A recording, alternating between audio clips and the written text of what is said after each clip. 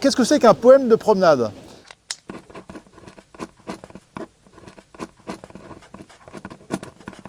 Le principe est simple, on compose dans sa tête en marchant un vers libre. Et quand le berger du poème que je suis dit station, on écrit notre vers.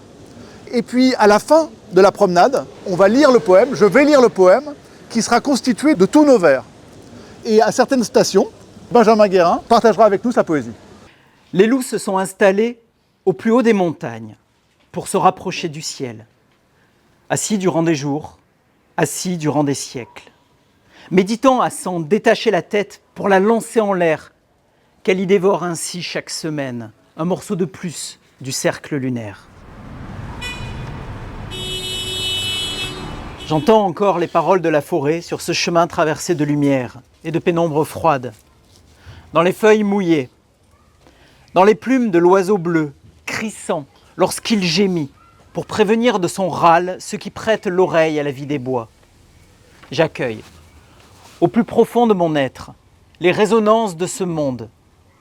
Et mon cœur est ici, à l'écoute des silences qui scintillent. Suivre un chemin qui n'est pas forcément un chemin, un passage à gué, une ornière, creusée après la pluie, un couloir où s'engouffre le vent.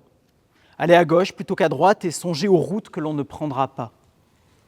Les sentiers délaissés, les chemins perdus, les directions en friche, chacun remonte ici devant soi le fil invisible de son existence, négligemment tendu dans le labyrinthe des chemins à prendre. Donc je vais prendre dans l'ordre de la promenade. Le démarrage est dur, alors où allons-nous? Poème quand tu nous tiens.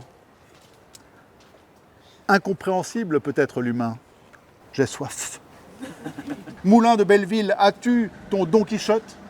Rue des Couronnes, un homme lit la mécanique des désirs. Passage Plantin, on n'est pas loin de perdre une partie des brebis. Nous atteignons les sommets des Pyrénées en étant à Paris. D'ici, on voit la mer. Regarde bien. Notre berger nous mène à la butte bergère. Cache-cache, avec toi, une marche, tu es là. Une autre marche, tu n'es plus. Cache-cache jusqu'à la butte. Je t'émerveille.